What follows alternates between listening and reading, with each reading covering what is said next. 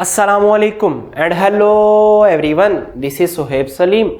Welcome to the new video lecture in the series of the database management system.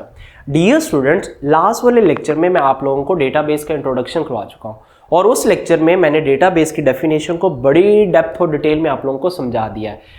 अब उसकी definition को मैं एक दफ़ा रिकैप और रिवाइज कर देता हूँ। डेटाबेस की डेफिनेशन क्या थी कि database is a shared collection of logically related data that is stored to meet the requirements of different users of an organisation.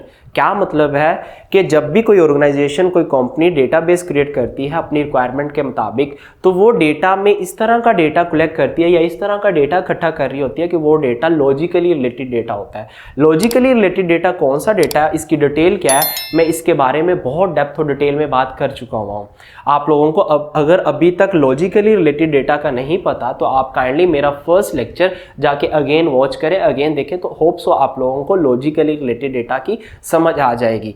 और उसके बाद हम लोगों ने कहा था कि जो डेटा होता है ना, उसकी अप्रोच सेंट्रलाइज अप्रोच होती है। डेटा जो हम लोगों ने कहा, डेटाबेस जो होती है ना, उसमें सेंट्रलाइज अप्रोच यूज की जाती है कि डेटा एक ही जगह पे इकट्ठा किया जाता है, एक ही जगह पे स्टोर कर लिया जाता है और वहां से different users of an organisation क्या कर रहे होते हैं, डेटा को एक्सेस कर रहे होते हैं या डेटा को अपनी अपनी रिक्वायरमेंट के मुताबिक सर्च कर रहे होते हैं बाय यूजिंग क्वेरी और ट्रांजैक्शन। और वो डेटा जो कॉमन डेटा होता है डिफरेंट यूजर्स के दरमियान क्या हो रहा होता है, शेयर हो रहा होता है। तो डेटाबेस की एक प्रॉपर्टी, एक ब्यूटी हमने ये भी देखी थी कि different users of an organisation database से डेटा को एक्सेस करते हैं और उसको कहा जाता है शेयरिंग कर रहे हैं। इसीलिए इसको कहा जाता है shared collection of logically related data, कि डेटा इस तरह कलेक्ट किया जाता है, इस तरह इकट्ठा किया जाता है कि वो बाद में डेटाबेस से डिफरेंट यूजर आपस में शेयर भी कर सकें। ओके और अब हम क्या करते हैं, आज के लेक्चर पे, आज के टॉपिक पे स्विच करते हैं और आज जो हम टॉपिक देखने वाले हैं, जो डिस्कस करने वाले हैं, वो है file processing system. But file processing system पे स्विच करने से पहले मैं आप लोगों को हिस्ट्री में ले चलता हूँ। हिस्ट्री की बात करें तो कंप्यूटर को जब इन्वेंट किया गया ना, जब कंप्यूटर को बनाया गया, तो कंप्यूटर को इस्तेमाल करने का जो मेन आइडिया, जो मेन पर्पस था ना, वो साइंटिफिक इंजीनियरिंग या कंप्यूटेशनल एप्लीकेशन के लिए बनाया गया था। कंप्यूटेशनल एप्लीकेशन, साइंटिफिक या इंजीनियरिंग एप्लीकेशन के लिए कंप्यूटर को इस्तेमाल किया जाता था। अब ये कंप्यूटेशनल, साइंटिफिक या इंजीनियरिंग एप्लीकेशंस कौन सी होती हैं, जो बड़ी बड़ी लार्ज कंप्यूटेशन को, कैलकुलेशन को या प्रॉब्लम को सॉल्व कर रही होती हैं। ये स्मॉल लेवल से लेके कम्प्लेक्स लेवल तक प्रॉब्लम को या कैलकुलेशन को परफॉर्म करती हैं। और ये कंप्यूटेशनल, साइंटिफिक या इंजीनियरिंग एप्लीकेशन अब भी यूज़ हो रही है डिफरेंट डिपार्टमेंट्स में। न्यूक्लियर डिपार्टमेंट में यूज़ हो रही है, मेडिकल फील्ड में यूज़ होती है, स्टॉक मार्केट में ये जो इंजीनियरिंग या साइंटिफिक एप्लीकेशन यूज़ हो रही है। उसके बाद ये वेदर फोरकास्टिंग में ये एप्लीकेशन, ये कंप्यूटेशन एप्लीकेशन यूज़ हो रही है, क्योंकि वहाँ पे बहुत बड़ी बड़ी लार्ज और कम्प्लेक्स कैलकुलेशन परफॉर्म की जाती है। अच्छा, तो बाद में ये चल के, बाद में ये फील हुआ, ये महसूस हुआ कि कंप्यूटर को क्यों ना छोटी कमर्शियल या बिजनेस एप्लीकेशन के लिए भी इस्तेमाल किया जाए। अब ये बिजनेस या कमर्शियल एप्लीकेशन कौन सी थी, वो वाली एप्लीकेशन जो छोटी छोटी कैलकुलेशन को या डेटा प्रोसेसिंग को परफॉर्म करती हैं। ये माइनर सी कैलकुलेशन को परफॉर्म करती है ये कमर्शियल या बिजनेस एप्लीकेशन। माइनर कैलकुलेशन या प्रॉब्लम सॉल्विंग का क्या मतलब है कि ये सिर्फ डेटा प्रोसेसिंग करती थी। अब डेटा प्रोसेसिंग क्या है, ये सिर्फ इनपुट लेती थी और डेटा को स्टोर कर लेती थी और उस पर प्रोसेसिंग करके आउटपुट यूजर को दे देती थी ऑन दी स्क्रीन या प्रिंटेड फॉर्म में यूजर को आउटपुट डिस्प्ले करवा देती थी। अब मैं डेटा प्रोसेसिंग के बारे में कंप्यूटर फंडामेंटल वाले कोर्स में डिटेल से बात कर चुका हुआ हूँ, ठीक है, तो आप लोग वो भी देख सकते हैं। अच्छा, तो ये क्या करती थी, डेटा ले लेती थी इनपुट की फॉर्म में यूजर से और उसको स्टोर कर लिया जाता था और बाद में अगर प्रोसेसिंग की जरूरत है उस पर प्रोसेसिंग होती थी और यूजर को डिस्प्ले की फॉर्म में आउटपुट दे देती थी या प्रिंटेड फॉर्म में, हार्ड फॉर्म में प्रिंटर के पास डेटा भेज देती थी और प्रिंटर उसको प्रिंट करके यूजर को दे देता था, ठीक है। अच्छा, तो जो कमर्शियल एप्लीकेशन थी ना या बिजनेस एप्लीकेशन थी, वहां से फाइल प्रोसेसिंग सिस्टम, ये अप्रोच इंट्रोड्यूस हुई। जो फाइल प्रोसेसिंग सिस्टम है ना, इसको ट्रेडिशनल फाइल प्रोसेसिंग सिस्टम भी बोला जाता है, फाइल सिस्टम भी बोला जाता है, ट्रेडिशनल फाइल सिस्टम भी बोला जाता है, फाइल प्रोसेसिंग सिस्टम भी बोला जाता है, आप इसको कुछ भी कह सकते हैं। अच्छा, तो फाइल प्रोसेसिंग सिस्टम ये पहली अप्रोच थी, ये कंप्यूटराइज पहली अप्रोच थी जो कमर्शियल एप्लीकेशन या बिजनेस एप्लीकेशन को हैंडल करने के लिए बनाई गई थी। और ये फाइल प्रोसेसिंग सिस्टम आगे चल के पहली अप्रोच बनी जहां से ये शुरुआत हुई कि मैनुअल सिस्टम से या पेपर बेस्ड सिस्टम को इसने कन्वर्ट कर दिया कंप्यूटराइज अप्रोच में या कंप्यूटराइज सिस्टम में। किसने? फाइल प्रोसेसिंग सिस्टम में। मैं रिपीट कर देता हूं कि ये पहली अप्रोच थी, ये पहला सिस्टम था जिसने मैनुअल सिस्टम को मैनुअल सिस्टम कौन सा है? जो पेन एंड पेपर पे, जो पुराने वक्तों में हिस्ट्री में डिफरेंट ऑर्गेनाइजेशन, डिफरेंट अदारे, कंपनी क्या करती थी, रजिस्टर पे, नोटबुक पे या पेन एंड पेपर पे डेटा को क्या करती थी? स्टोर कर रही होती थी और उनका अपना एक फॉर्मेट होता था। तो वहां से मैनुअल सिस्टम को, मैनुअल फाइल बेस्ड सिस्टम को या पेपर बेस्ड सिस्टम को कंप्यूटराइज स्विच कर दिया गया, और जो जिस सिस्टम में स्विच किया गया ना मैनुअल सिस्टम को या पेपर बेस्ड सिस्टम को, उसको कहा जाता है फाइल प्रोसेसिंग सिस्टम। अच्छा, तो फाइल प्रोसेसिंग सिस्टम जो होता है ना, इसमें किसी भी ऑर्गेनाइजेशन में जब फाइल प्रोसेसिंग सिस्टम रन कर रहा होता है, काम कर रहा होता है ना, तो हर डिपार्टमेंट, हर सेक्शन, हर सिस्टम का अपना अपना फाइल प्रोसेसिंग सिस्टम होता है। मैं बता देता हूं, हम लोगों ने लास्ट लेक्चर में एक एग्जांपल डिस्कस की थी यूनिवर्सिटी की, कि एक यूनिवर्सिटी के अंडर डिफरेंट डिपार्टमेंट या डिफरेंट सिस्टम या डिफरेंट सेक्शन काम कर रहे होते हैं। हमने कहा था कि एक जो यूनिवर्सिटी है ना, यूनिवर्सिटी के अंडर लाइब्रेरी डिपार्टमेंट होता है, ओके, या लाइब्रेरी सेक्शन कह लें, और उसके बाद यूनिवर्सिटी में रजिस्ट्रेशन डिपार्टमेंट होता है, रजिस्ट्रेशन, और उसके बाद एग्जामिनेशन डिपार्टमेंट भी एक यूनिवर्सिटी के अंडर क्या कर रहा होता है? काम कर रहा होता है। मैंने शॉर्टकट में लिखा, आप लोगों को समझ लग जाएगी, होप सो। अच्छा, तो अगर एक organisation, university file processing system को, इस सिस्टम को, इस अप्रोच को यूज कर रही होगी, तो ये कैसे डिजाइन किया जाएंगे, ये कैसे इनका बनाने का, इनका डेवलप करने का स्टाइल क्या होगा? कि फाइल प्रोसेसिंग सिस्टम को डिजाइन करने का स्टाइल ये होता है कि हर डिपार्टमेंट, हर सिस्टम या हर सेक्शन अपना अपना डेटा और अपने अपने प्रोग्राम को क्या कर रहा होता है? कलेक्ट और स्टोर कर रहा होता है, और हर प्रोग्राम, हर डिपार्टमेंट, हर सिस्टम अपने अपने डेटा को कलेक्ट, स्टोर या मैनेज कर रहा होता है। फॉर एग्जाम्पल, लाइब्रेरी वाले ये क्या करते? ये यूजर अपने specific application, library application program को क्या करते? डेवलप करवाते, डिजाइन करवाते, और क्या करते? अपने ही काइंड का डेटा फाइल स्टोर कर देते। ओके, तो ये डेटा फाइल किसकी है? ये डेटा फाइल है लाइब्रेरी वालों की। ओके, समझ लगी होगी होप सो आप लोगों को। उसके बाद रजिस्ट्रेशन डिपार्टमेंट है, ये क्या करते हैं? ये अपनी स्पेसिफिक, अपनी रिक्वायरमेंट के मुताबिक एप्लीकेशन को डेवलप करवाते, और ये एप्लीकेशन किसके साथ इंटरेक्ट कर रही होती? ये एप्लीकेशन इस रजिस्ट्रेशन ब्रांच या रजिस्ट्रेशन डिपार्टमेंट की डेटा फाइल जहां पे पड़ी होती, जहां पे स्टोर होती, उसके साथ ये इंटरेक्ट कर रही होती, उसके साथ कम्युनिकेशन कर रही होती। उसके बाद एग्जामिनेशन डिपार्टमेंट का इसी तरह क्या होते हैं? अपने एप्लीकेशन प्रोग्राम होते, और एप्लीकेशन प्रोग्राम या एप्लीकेशन जो सॉफ्टवेयर होते, वो क्या करते?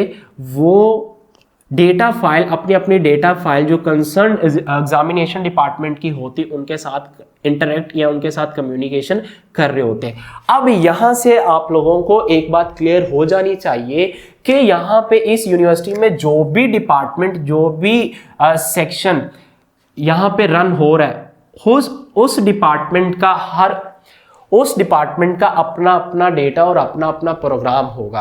हर डिपार्टमेंट अपना अपना डेटा, अपने अपने प्रोग्राम को क्या कर रहा होता? कंट्रोल और मैनेज कर रहा होता। तो यहां से ना, इस अप्रोच से, क्योंकि हर डिपार्टमेंट अपना अपना डेटा कंट्रोल और मैनेज करता, तो यहां से डिफरेंट प्रॉब्लम क्रिएट होने लगी, यहां से डिफरेंट इशू, डिफरेंट डिसएडवांटेजेस और डिफरेंट लिमिटेशन निकल कर सामने आई। हम कुछ लिमिटेशन की बात करते हैं, और उसके बाद ये अप्रोच फेल हो गई। अभी भी कहीं ना कहीं पे ये अप्रोच यूज हो रही है, बट ये अप्रोच के इशू और डिसएडवांटेजेस और लिमिटेशन को रिजॉल्व करने के लिए एक न्यू अप्रोच आई। उस अप्रोच का क्या नेम है, हम अभी बाद में बात करते हैं।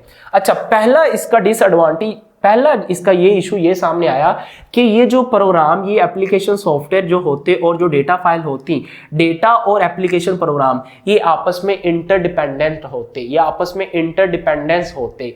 एप्लीकेशन और डेटा आपस में एक दूसरे पे क्या कर रहे होते हैं? डिपेंडेंट होते। एक दूसरे पे डिपेंडेंट का मतलब ये है कि अगर यहाँ पे कोई चेंजिंग करनी पड़ती, यहाँ पे कुछ अपडेट करना पड़ता, तो उसका इफेक्ट इस पे भी होता।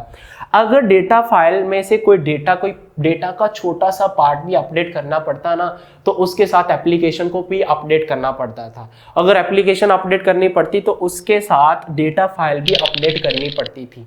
फॉर एग्जाम्पल, मैं एग्जाम्पल की बात करता हूँ, लाइब्रेरी वाले हैं, लेट्स सपोज ये डिफरेंट बुक्स के बारे में डेटा को स्टोर करते जा रहे हैं। इन्होंने अभी जो डेटा को स्टोर किया, उन्होंने उसमें पब्लिशर, जो बुक के या स्पेसिफिक बुक्स के पब्लिशर होते हैं, उस डेटा को यहाँ पे डेटा फाइल में स्टोर नहीं किया था। इनको फ्यूचर में ये जरूरत पड़ी कि हम हर बुक के आगे, हर बुक के डेटा के साथ पब्लिशर जो डेटा ना, जो इंफॉर्मेशन है वो भी स्टोर करें।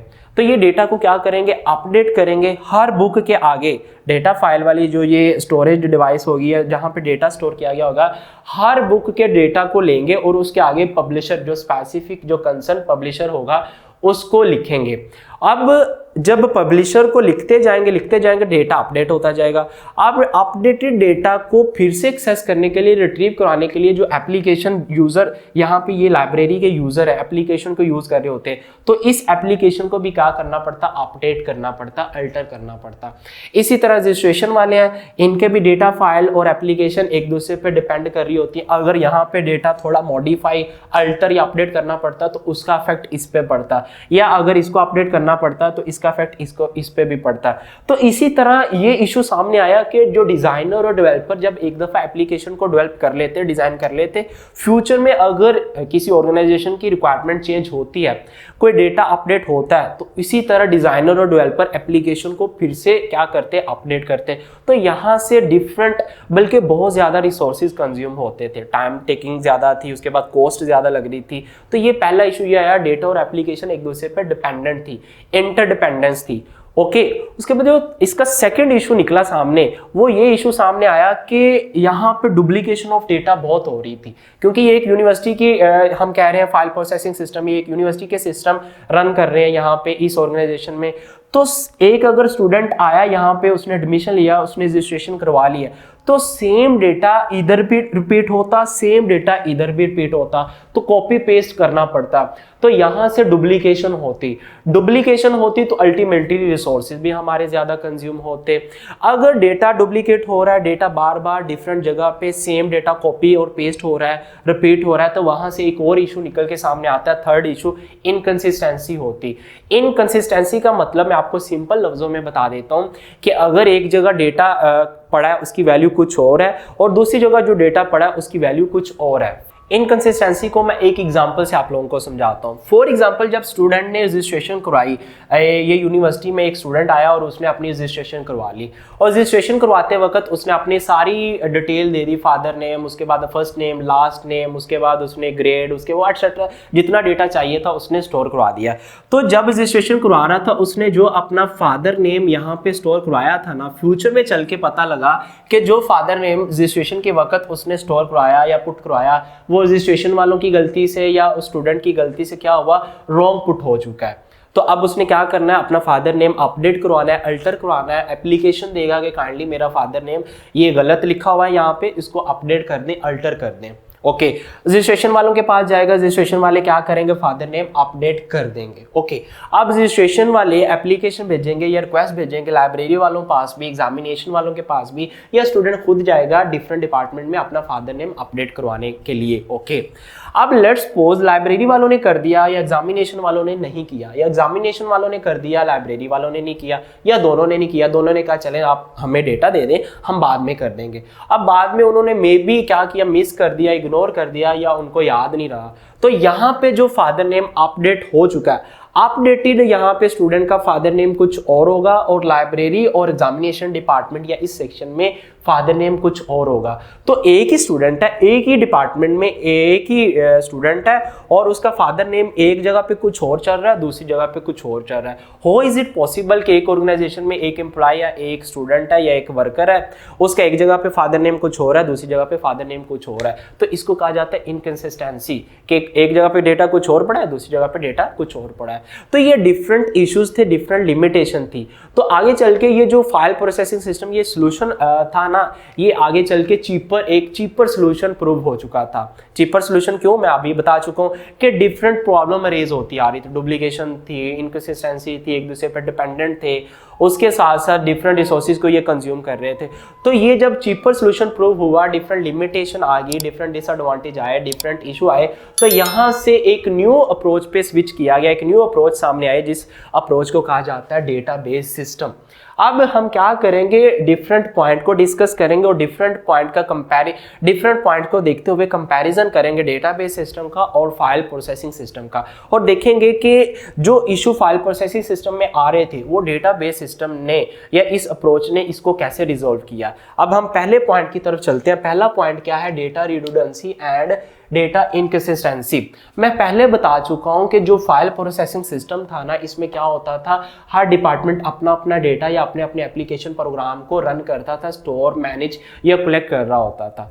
बट जो डेटाबेस सिस्टम है ना, इसमें ये अप्रोच नहीं यूज होती थी। इसमें हर सेक्शन, हर डिपार्टमेंट या जितने भी यहाँ पे सिस्टम रन कर रहे होते, उनका हर एक का अपना अपना डेटा नहीं होता था, बल्कि एक ही जगह पे डेटाबेस में क्या किया जाता है, एक ही जगह पे सारा डेटा इकट्ठा कर लिया जाता है, स्टोर कर लिया जाता है, और उस अप्रोच को कहा जाता है सेंट्रलाइज अप्रोच। बट जो फाइल प्रोसेसिंग सिस्टम है ना, इसमें क्या होता है, इसमें डिसेंट्रलाइज अप्रोच यूज हो रही होती है। डिसेंट्रलाइज अप्रोच का मतलब ये है कि हर डिपार्टमेंट, हर सेक्शन अपना अपना डेटा, अपने अपने प्रोग्राम को स्टोर करता है और मैनेज कर रहा होता है, जिस वजह से रिसोर्सेज बहुत कंज्यूम होते हैं। अब हम क्या करते हैं, एक डेटाबेस अप्रोच को यहाँ पे डिजाइन करते हैं और बनाते हैं, और फिर देखते हैं कि कैसे वो यहाँ पे डेटा रिडंडेंसी कहा जाता है डुप्लीकेशन को, रेपिटेशन को, जो मैंने पहले कहा कि डुप्लीकेट डेटा बहुत हो रहा था फाइल प्रोसेसिंग सिस्टम में। तो डेटाबेस अप्रोच में ये भी कंट्रोल हो गया। कैसे कंट्रोल हुआ, अभी मैं लोगों को बताता हूं। हम लोग क्या करते हैं, इस फाइल प्रोसेसिंग सिस्टम को अब अपडेट करने लगे हैं किसमें, डेटाबेस सिस्टम में या डेटाबेस अप्रोच में। तो होगा क्या कि ये जो हर डिपार्टमेंट है ना, इनका सेपरेट डेटा स्टोर हुआ था, अब ये सेपरेट नहीं होगा बल्कि एक ही जगह पे स्टोर होगा, जिसको कहेंगे सेंट्रलाइज अप्रोच। तो ये क्या करेंगे, हर एप्लीकेशन प्रोग्राम एक सॉफ्टवेयर के साथ इंटरेक्ट करेगी, जिस सॉफ्टवेयर को कहा जाता है DBMS। मैं नेक्स्ट लेक्चर में आप लोगों को DBMS कराऊंगा। ये DBMS के साथ डिफरेंट एप्लीकेशन, डिफरेंट यूजर की एप्लीकेशन इंटरेक्ट करेगी, और इंटरेक्ट करते हुए ये DBMS अब आगे किसके साथ इंटरेक्ट करेगा, ये DBMS यहाँ पे जो पूरी ऑर्गेनाइजेशन का डेटा पड़ा होगा, डेटाबेस पड़ी होगी, उसके साथ इंटरेक्ट कर रहा होगा। अब ये यहाँ पे पूरी यूनिवर्सिटी की डेटाबेस यहाँ पे पड़ी है, क्रिएट की गई है।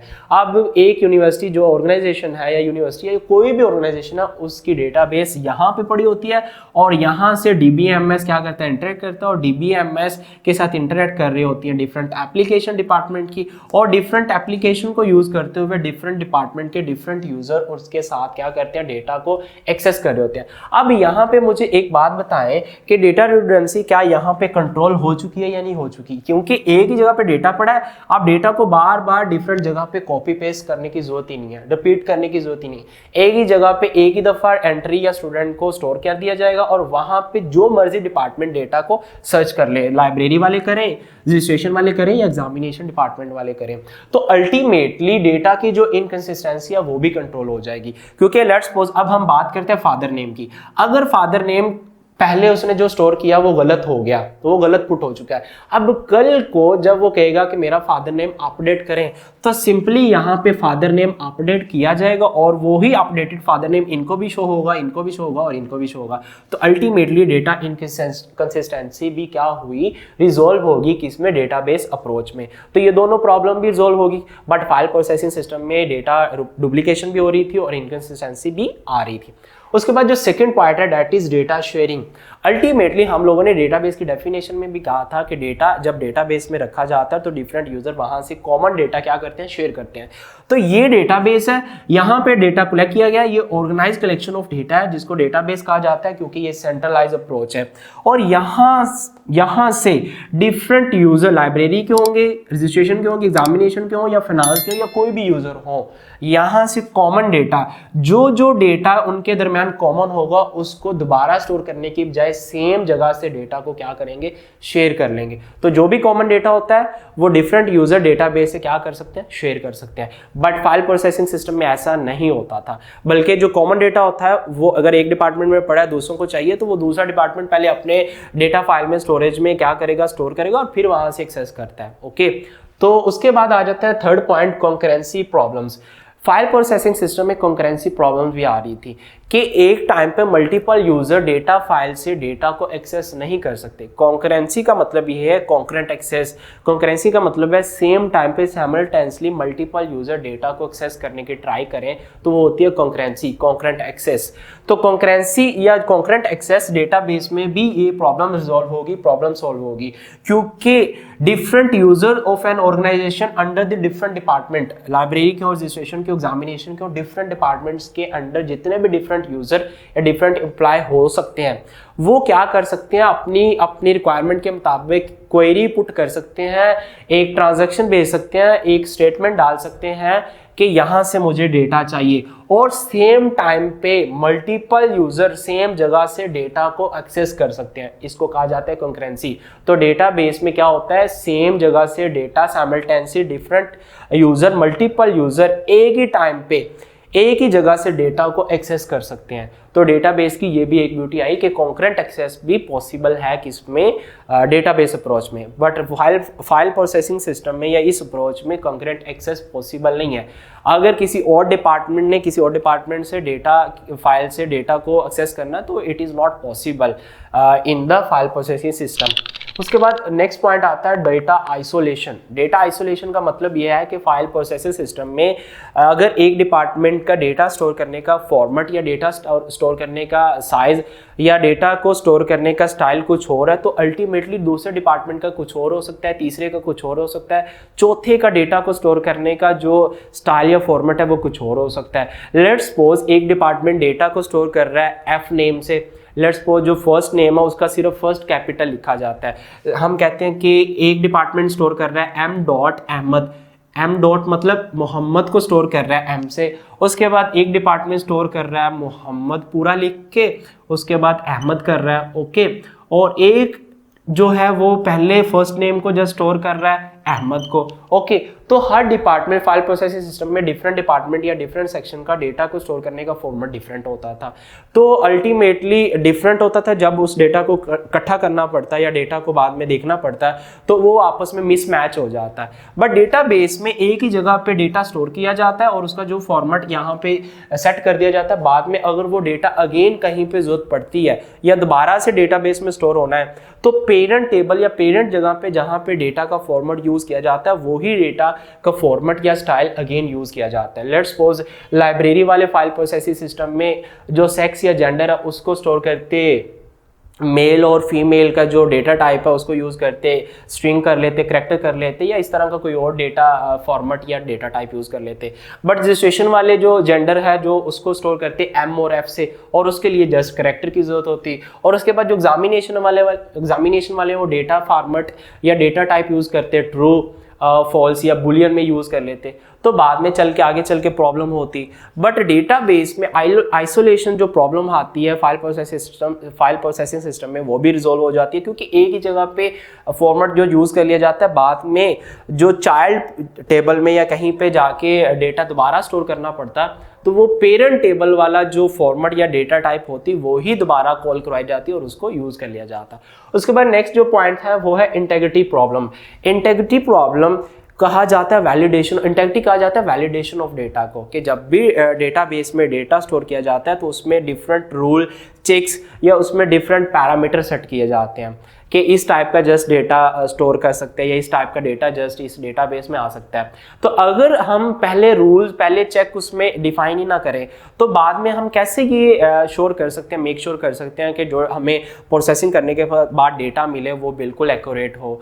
तो इंटेग्रिटी का एक पूरा टॉपिक है, आगे चल के मैं इसको दोबारा से डिटेल में बताऊंगा। अभी यही समझ लीजिए कि validation of data is called integrity. तो डेटाबेस में इंटेग्रिटी कैसे रिजॉल्व हुई कि जब डेटाबेस में डेटा स्टोर कर लिया जाता तो पहले ही जो रूल्स, जो चेक्स होते हैं वो हम डेटा पे पुट कर देते हैं कि यहाँ पे इस टेबल में कोई डुप्लीकेशन आ ही नहीं सकती, ये प्राइमरी की है, ये सेकेंडरी की है, ये फॉरेन की है। अब कीज़ क्या है, हम किसी और लेक्चर में इसको देखते हैं, ये कीज़ एक डिटेल में ये टॉपिक आएगा। तो वैलिडेशन ऑफ डेटा भी हम डेटाबेस में इसको मेक श्योर कर सकते हैं। बट फाइल प्रोसेसिंग सिस्टम में ये प्रॉब्लम होती थी, ये प्रॉब्लम रिजॉल्व नहीं होती थी, और डेटाबेस अप्रोच में इंटेग्रिटी प्रॉब्लम रिजॉल्व हो रही है। आगे जो पॉइंट है हमारे पास वो है atomicity problem. Atomicity problem file processing system में क्या आ रही थी कि लेट्स सपोज कि अगर फाइल प्रोसेसिंग सिस्टम यूज़ हो रहा है, उसमें एक ट्रांजैक्शन हो रही है, एक क्यूरी लगी हुई है, एक अकाउंट से दूसरे अकाउंट में कोई डेटा, कोई मनी, कोई कैश क्या हो रहा है, सेंड हो रहा है। तो लेट्स सपोज जब ट्रांजैक्शन हो रही है ए से बी की तरफ, तो ड्यूरिंग ट्रांजैक्शन जब नेटवर्क में ट्रांजैक्शन वो पास हो रही थी तो सिस्टम क्रैश हो गया ड्यू टू सम रीज़न, या इलेक्ट्रिसिटी स्विच ऑफ कर गई। तो वो क्या होगा, जो ट्रांजैक्शन हमारी मूव कर रही थी, जा रही थी, वो क्या हो जाएगी, वो सारी की सारी ट्रांजैक्शन हमारी ख़त्म हो जाएगी, वेस्ट हो जाएगी, या जो हमारा डेटा था वो वेस्ट हो जाएगा। अब लेट्स सपोज 500 रुपया हमारा 500 पीस अकाउंट ए से अकाउंट बी की तरफ ट्रांसफ़र हो रहे हैं, तो वो जब ए से डिडक्ट होकर ट्रांसफ़र हो रहे हैं बी की तरफ, सेंटर में कहीं पे नेटवर्क क्रैश कर गया, तो वो बाद में फाइल प्रोसेसिंग सिस्टम अप्रोच में वो 500 पीस वेस्ट हो चुके होंगे, ना वो बी की तरफ मूव करेंगे, ना वो टारगेटेड जो अकाउंट उसमें आएंगे, ना वो वापस ए को मिलेंगे। डेटाबेस अप्रोच में ये होता है कि अगर ए से बी की तरफ, ए अकाउंट से बी अकाउंट की तरफ ट्रांजेक्शन हो रही है, सेंटर में सिस्टम क्रैश कर गया है, तो जब वो सिस्टम को रिकवर किया जाएगा तो वो जो ट्रांजैक्शन है वो वापस विड्रॉ कर ली जाएगी, ए की तरफ आ जाएगी, ठीक है, जिस अकाउंट से वो ट्रांजैक्शन स्टार्ट हुई, जनरेट हुई, उधर वापस आ जाएगी। तो एटॉमिसिटी प्रॉब्लम को डेटाबेस में कहा जाता है कि अगर ट्रांजैक्शन होनी है या तो कंप्लीट हो, या कंप्लीट ना हो तो उसका कोई भी पार्ट ट्रांजैक्शन का एग्जीक्यूट ना हो, उसको कहा जाता है आइदर नन और ऑल। अगर होनी है तो सारी हो, अगर नहीं होनी तो उसका कोई पार्ट भी ट्रांजैक्शन का ना हो। तो एटॉमिसिटी प्रॉब्लम भी डेटाबेस में ये रिजॉल्व हो चुकी थी कि ट्रांजैक्शन अगर हो रही है तो या तो जो पैसे सेंड कर रही है तो या तो वो टारगेटेड अकाउंट में पूरे सेंड करे, अगर नहीं करने तो वापस आ जाए, ताकि हमारा वो 500 पीस वेस्ट ना हो। अगर वो कर रही है तो पूरे ट्रांजैक्शन का रिजल्ट आए, अगर नहीं कर रही तो वो उसका कोई पार्ट भी एग्जीक्यूट नहीं होना चाहिए। उसके बाद आता है सिक्योरिटी प्रॉब्लम्स। सिक्योरिटी प्रॉब्लम को इस तरह कहा जाता है कि अब्स्ट्रक्शन लेवल बनाए जाते हैं। अब्स्ट्रक्शन लेवल का क्या मतलब है, या लेवल ऑफ अब्स्ट्रक्शन का मतलब ये है कि जो जो यूज़र की रिक्वायरमेंट होती है, लाइब्रेरी वाले इनकी रिक्वायरमेंट कुछ और होगी एक ऑर्गेनाइजेशन में डेटा को एक्सेस करने की, रजिस्ट्रेशन वालों की जो रिक्वायरमेंट है वो कुछ और होगी, एग्जामिनेशन वालों की रिक्वायरमेंट कुछ और होगी। अब लाइब्रेरी वाले जो है इनको क्या लगे कि किसी स्टूडेंट का जो ग्रेड है वो क्या चल रहा है, या किसी स्टूडेंट की CGPA क्या चल रही है, या एग्जामिनेशन वालों को क्या लगे कि कोई जो कंसर्न कोई स्पेसिफिक स्टूडेंट है उसने कौन कौन सी बुक इशू कराई हुई है। तो इसको कहा जाता है level of abstraction.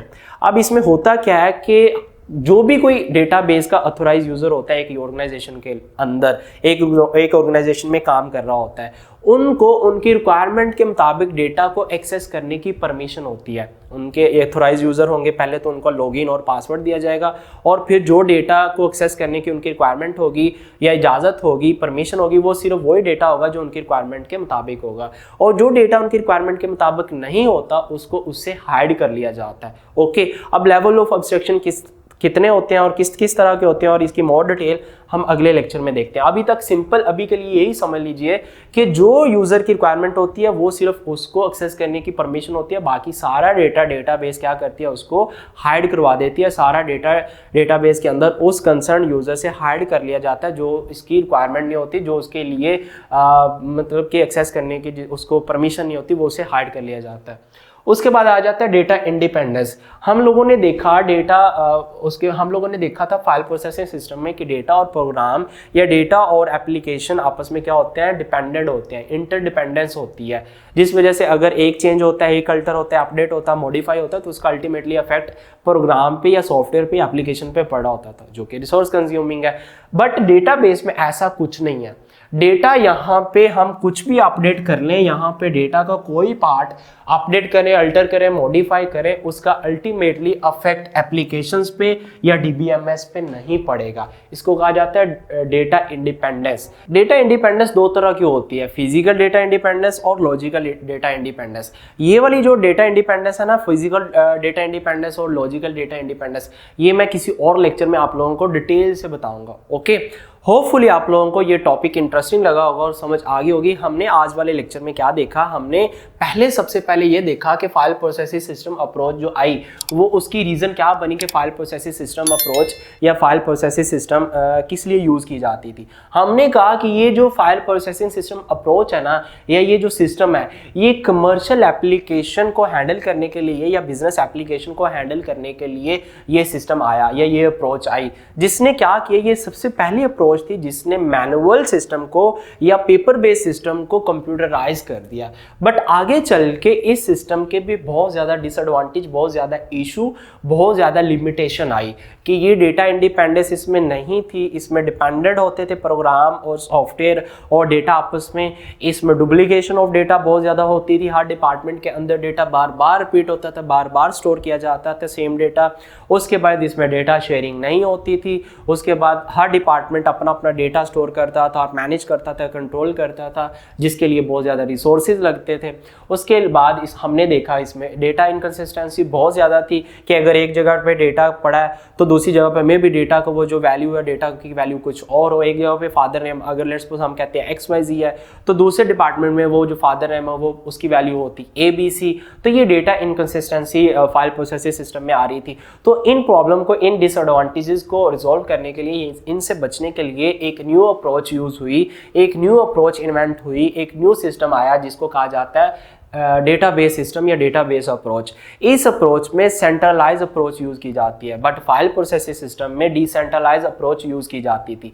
Decentralise approach का मतलब हर डिपार्टमेंट अपना अपना डेटा कलेक्ट करता था, इकट्ठा करता था, रिसोर्सेज को वेस्ट की रखता था। बट यहाँ पे डेटाबेस सिस्टम में एक ही जगह पे डेटा क्या कर लिया जाता था, इकट्ठा कर लिया जाता था, जिसको कहते हैं सेंट्रलाइज अप्रोच या जिसको सेंट्रलाइज सिस्टम बोला जाता है। और वहाँ से डिफरेंट यूजर तो DBMS अपने अपने एप्लीकेशन या सॉफ्टवेयर प्रोग्राम को यूज़ करते हुए हर यूज़र अपने अपने काइंड के डेटा को, अपने अपने रिक्वायरमेंट के मुताबिक डेटा को क्या करता, एक्सेस करता।